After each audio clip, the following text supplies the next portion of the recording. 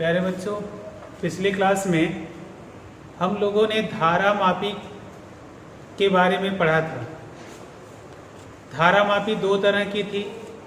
एक आपकी western galvanometer है, एक पाइवोटेड, यानी कि एक आपका था सस्पेंडेड कॉइल गैल्वेनोमीटर।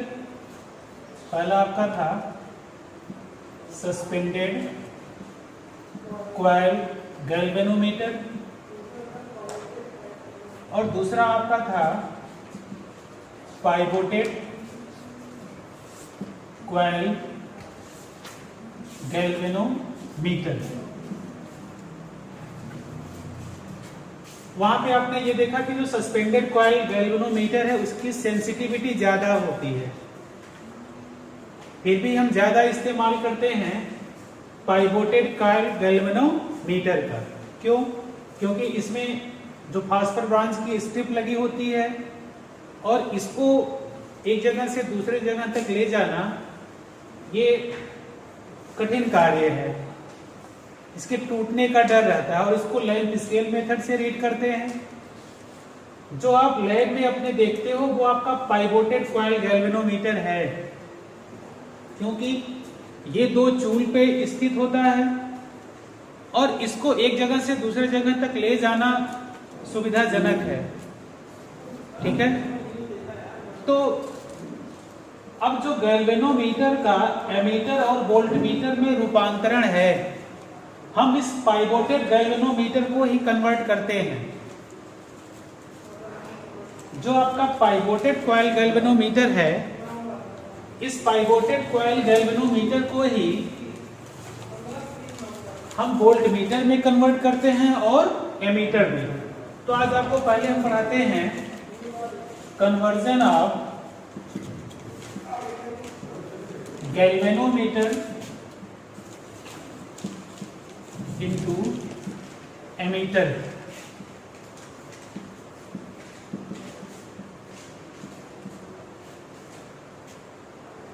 यानी कि धारा मापी का विद्युत धारा मापी, यानी कि जो चल कुंडली धारा मापी आपकी है ये, इसको एमीटर में रूपांतरण, धारा मापी में कैसे रूपांतरित करेंगे। अब इसमें देखिए, मान लीजिए कोई आपका परिपथ है, तो किसी परिपथ में धारा को मापने के लिए जो आपका गैल्वेनोमीटर है उसको हम सीरीज में जोड़ देते हैं। जैसे मान लीजिए ये आपका प्रतिरोध है और यहाँ पे आप इसका प्रतिरोध है R, ये आपने सेल लिया हुआ है। ठीक है, अगर आपको धारा मापनी है तो गैल्वेनोमीटर को यहाँ पे सीरीज आर्डर में जोड़ते हैं। ठीक है,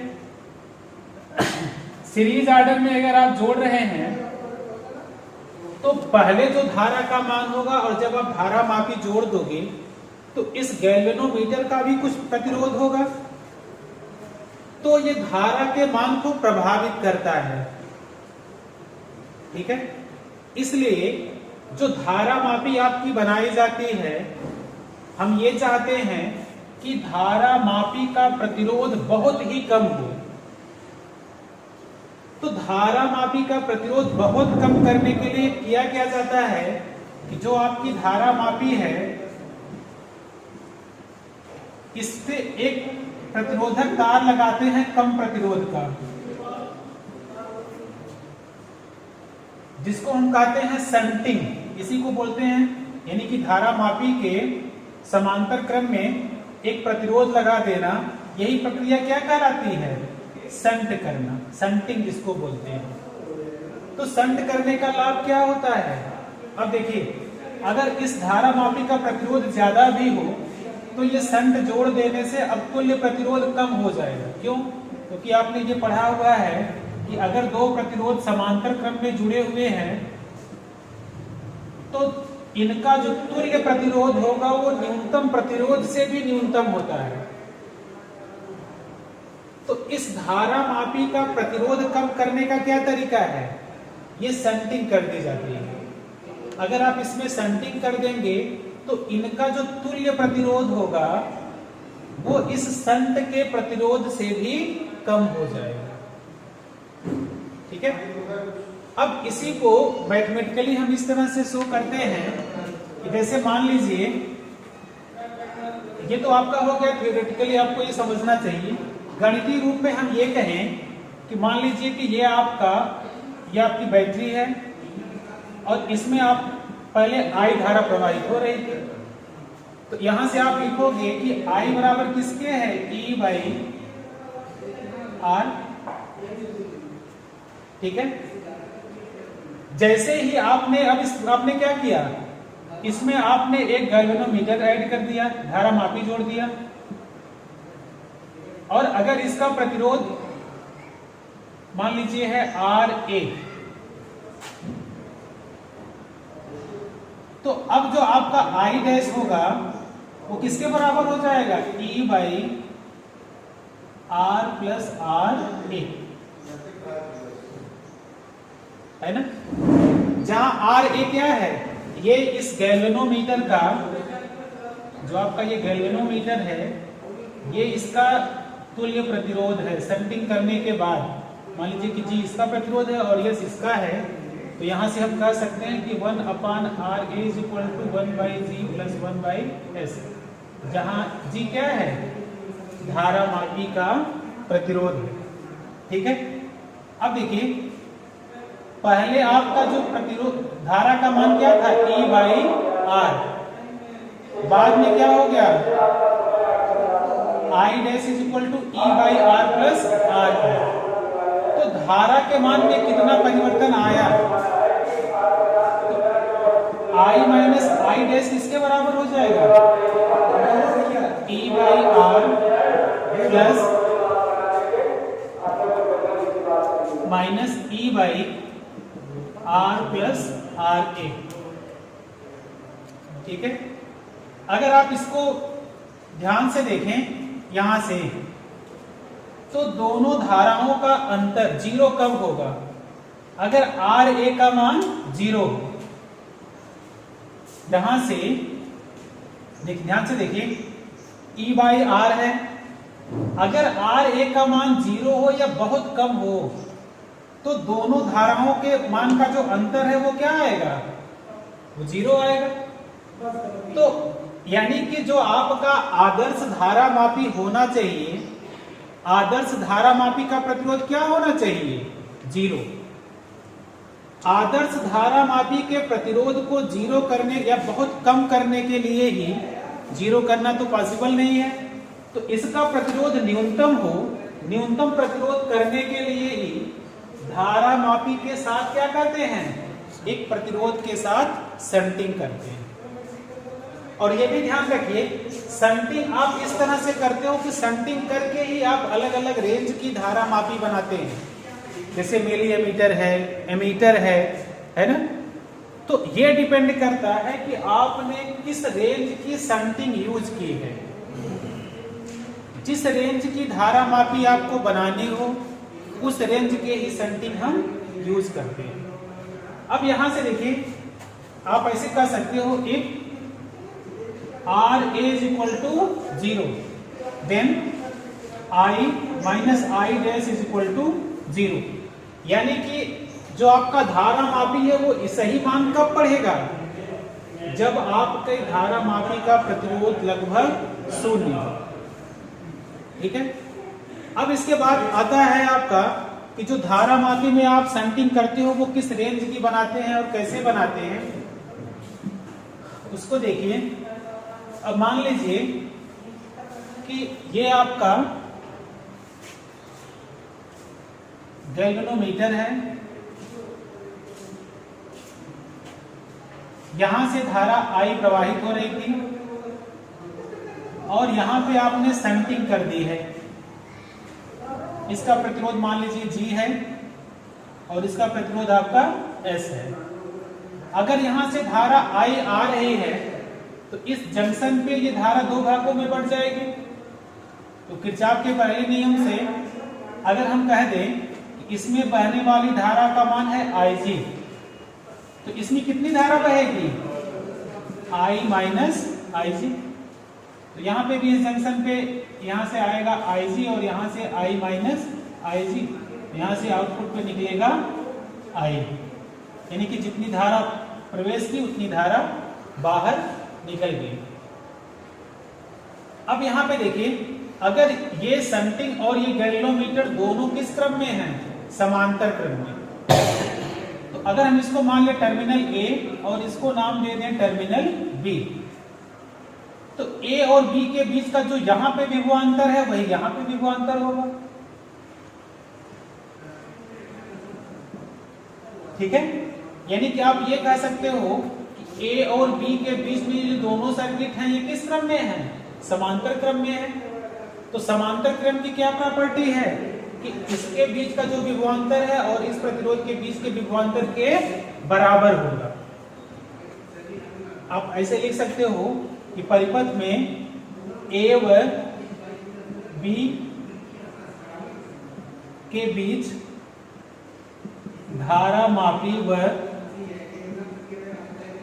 शंट समांतर क्रम में है। तो समांतर क्रम में है तो दोनों के बीच विभवांतर क्या होगा? अतः दोनों के बीच विभवांतर एक समान होगा।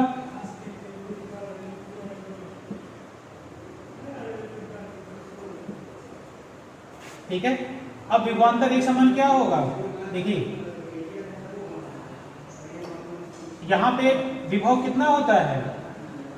अगर मान ले गैल्वेनोमीटर के बीच का विभवांतर Vg है, ये क्या हो जाएगा? Vg is equal to Vs। यहां पे V बराबर I गुणे R, प्रतिरोध कितना, धारा कितनी बह रही है? Ig, और प्रतिरोध इसका कितना है? G। और यहां पे प्रतिरोध कितना है, धारा कितनी है? I माइनस Ig, तो I माइनस Ig और प्रतिरोध कितना है? S। अब इसी का उपयोग करके, जैसे ये आपको यही मूल समीकरण है, जो भी आपके न्यूमेरिकल सॉल्व होते हैं इसी से सॉल्व होते हैं। अब यहां से आपको जैसे Ig बाई I का मान निकालना है, आप क्या करेंगे? जैसे इस समीकरण को अगर आप ओपन करें, ये क्या हो जाएगा? Ig गुणे G बराबर यहां से I गुणे S माइनस Ig गुणे S। अगर आपको I बाई Ig का मान निकालना है तो इसको इधर पक्षांतर कर लीजिए। ठीक है, तो अगर आप इसको इधर पक्षांतर कर देते हो तो क्या हो जाएगा? Ig गुणे G प्लस S बराबर I गुणे S, या यहीं से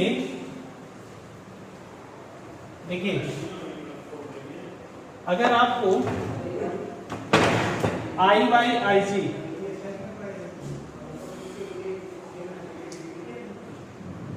Ig बाई I ये हो जाएगा, यहां पे मिल गया Ig बटे I बराबर S बटे S प्लस G। इसका सीधा सा ये अर्थ है कि जो आपका धारा मापी है, धारा मापी में कुल धारा का S बटे S प्लस जीवा भाग ही प्रवाहित होगा। अगर इसी समीकरण से आपको S की वैल्यू निकालनी हो, यहां से S का मान निकालना हो, तो ये क्या हो जाएगा? ये हो जाएगा यहां से S is equal to Ig गुणे G बटे I माइनस Ig। ठीक है, तो ये आपका है धारा मापी का एमीटर में रूपांतरण। अब यहां से देखिए, आपको जिस रेंज की धारा मापी बनानी हो उस रेंज की आप शंटिंग करते हैं और आपका धारा मापी बन जाता है।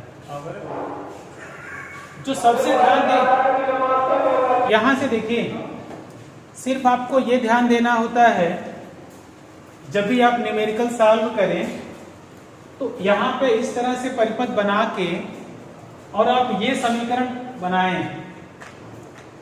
इसके बाद आपसे क्वेश्चन में जो भी पूछा हो आप उसका मान सुगमता से ज्ञात कर लेंगे। अब इससे ऑब्जेक्टिव क्वेश्चन एराइज होते हैं।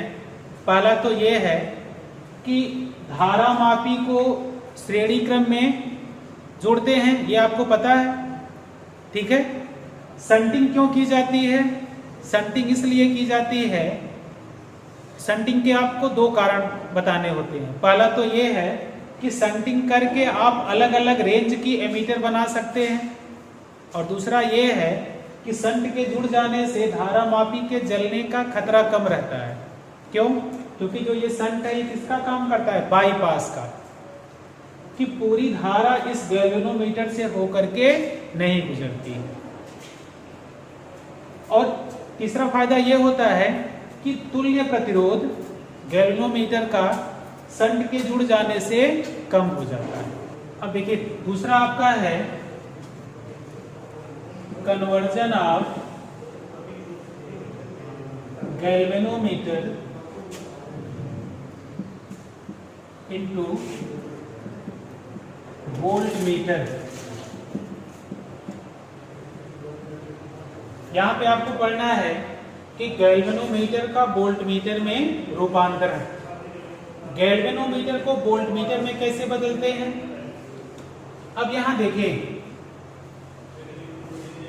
वोल्टमीटर को किसी परिपथ में उन दो बिंदुओं के बीच समांतर क्रम में जोड़ते हैं, ठीक है, समांतर क्रम में जोड़ते हैं, और इनका प्रतिरोध बहुत उच्च होना चाहिए। कैसे अधिक होना चाहिए? अब मान लीजिए ये आपका परिपथ है जिसमें दो प्रतिरोध हैं R1 और R2। मान लीजिए ये आपका R1 है और ये R2 है। यहाँ पे जो टर्मिनल्स के बीच का ये टर्म्स हैं, ये बिंदु A है और ये B है। तो जब तक इस परिपथ में आपने वोल्टमीटर को नहीं जोड़ा हुआ है तो इसमें प्रवाहित वैद्युत धारा I क्या हो जाएगी? यहाँ पे आपका I हो जाएगा E by R1 plus R2। धारा बराबर विद्युत वाहक बल बटे कुल प्रतिरोध। तो कुल प्रतिरोध है R1 और R2। आपको मिल गया I बराबर E by R1 plus R2, ठीक है। अब अगर आपसे पूछा जाए कि यहाँ पे A व B के बीच विभवांतर क्या है, तो A व B के बीच का विभवांतर अगर V हो तो V बराबर किसके होता है? IR के। तो यहां से A व B के बीच विभवांतर, A व B के बीच विभवांतर V बराबर I गुणे R2, और I की वैल्यू ये है। तो आपको V की वैल्यू क्या मिल गई? E R2 अपान R1 प्लस R2, ये हो गया। अब अगर मान लीजिए हमने A और B के बीच में एक धारामापी जोड़ दिया,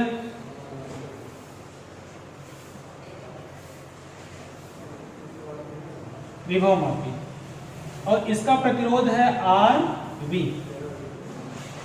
ठीक है। अब अगर इसका तुल्य प्रतिरोध हम कह लें, इन दोनों का तुल्य प्रतिरोध हो R2 डैश, यहां लिख लीजिएगा R2 dash 1 upon R2 dash is equal to 1 upon R2 plus 1 upon RV। R2 dash क्या है? यहां R2 डैश तुल्य प्रतिरोध है किसका? R2 व RV का, ठीक है। अब अगर यहां पे आपने इसको जोड़ दिया, अब इसमें प्रवाहित धारा मान लीजिए क्या हो गई? I dash. अब अगर यहां पे धारा I डैश हो गई तो I डैश किसके बराबर हुआ? E by R1 plus R2 dash. क्योंकि हमने इसके तुल्य प्रतिरोध को क्या मान लिया है, R2 dash, E by R1 plus R2 dash. तो V डैश क्या हो जाएगा, वही जैसे यहाँ पे आपने किया है, V डैश बराबर E R2 dash by R1 dash plus R2 dash. अब यहाँ पे इसके बाद जैसे वहां पे आपने धाराओं का अंतर किया था, यहां पे क्या करें, अब देखिए तो V माइनस V डैश क्या हो जाएगा, ये हो जाएगा E R2 by R1 plus R2 minus E R2 dash by R1 plus R2 dash. या यहां से V माइनस V डैश क्या हो जाएगा, प्लस मल्टीप्लीकेशन कर लीजिए, ये हो जाएगा E R2 R1 plus R2 dash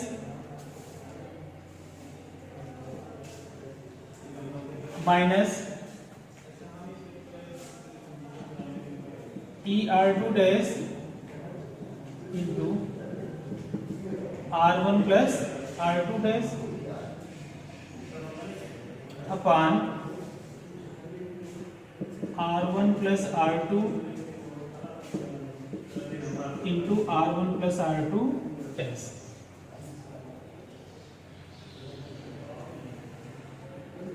अब ये V माइनस V डैश का डिफरेंस न्यूनतम हो,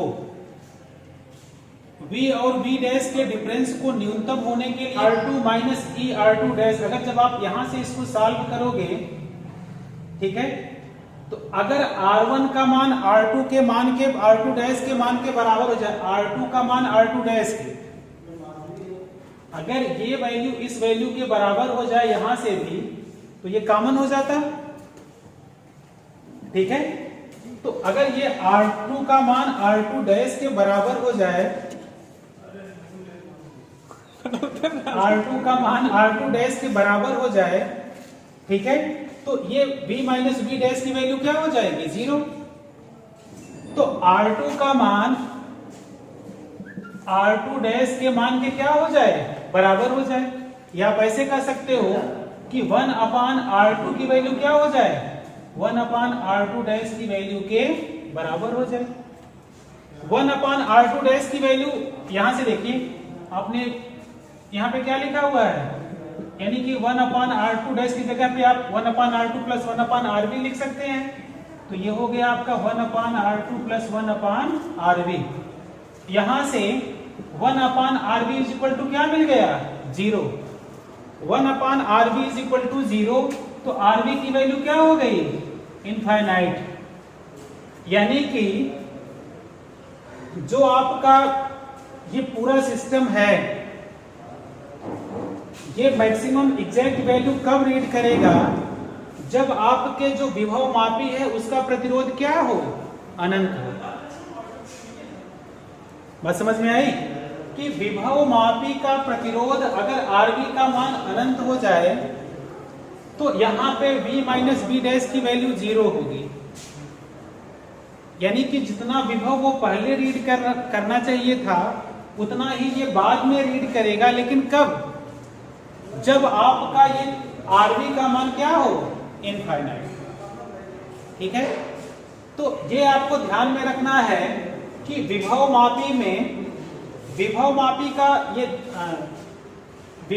का प्रतिरोध क्या होना चाहिए, अनंत। यानी कि जो आपका एक आदर्श विभव मापी होता है उसका प्रतिरोध अनंत होता है। आदर्श विभव मापी के प्रतिरोध अनंत होने के लिए आप क्या करना चाहिए, जो आपका धारा मापी है सामान्यतया उसके श्रेणी क्रम में एक उच्च प्रतिरोध जोड़ देते हैं। ठीक है, ये बताने का उद्देश्य सिर्फ यही है कि जो आदर्श वोल्टमीटर होगा, आदर्श वोल्टमीटर का प्रतिरोध क्या होना चाहिए, अनंत। और उस वोल्टमीटर का प्रतिरोध अब ज्यादा कैसे कर सकते हो, किसी भी वोल्टमीटर का या किसी भी प्रतिरोध को बढ़ा कैसे सकते हो, कि श्रेणी क्रम में एक उच्च प्रतिरोध जोड़ दीजिए। ठीक है, इसी क्रम में जो आपका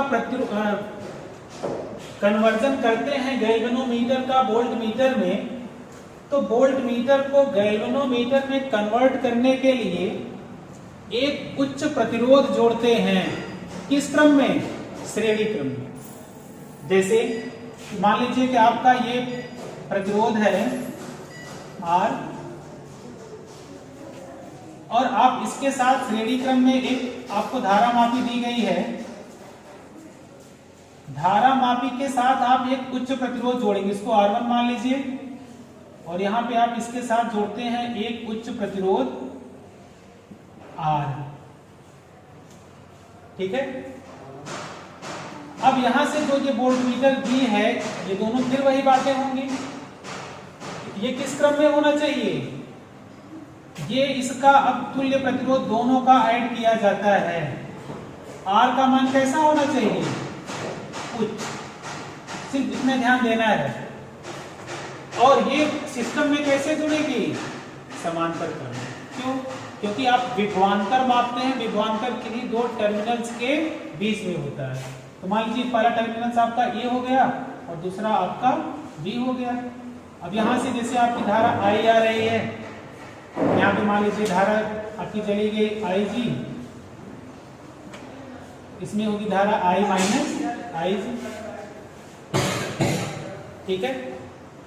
फिर वही V बराबर किसके होगा? जो विभवांतर यहाँ है वही विभवांतर यहाँ पे होगा। यहाँ पे विभवांतर V किसके बराबर आप लिख लोगे? यहाँ पे हो जाएगा विभवांतर V बराबर, अगर इसमें धारा IG है तो IG into G plus R। ठीक है। जहां G क्या है? ये G आपका G है धारा मापी का प्रतिरोध।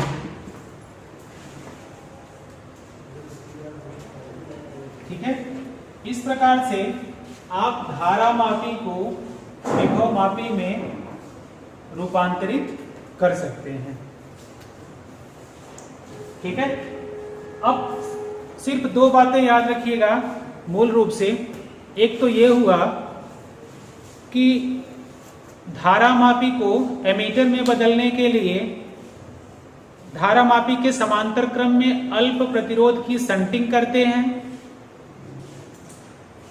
और धारा मापी को परिपथ में श्रेणी क्रम में जोड़ते हैं। दूसरा क्या हुआ कि धारा मापी को विभव मापी में रूपांतरित करने के लिए एक उच्च प्रतिरोध धारा मापी के साथ श्रेणी क्रम में जोड़ दी जाती है, और धारा मापी सदैव श्रेणी क्रम में जोड़ा जाएगा और विभव मापी परिपथ में समांतर क्रम में जोड़ा जाएगा।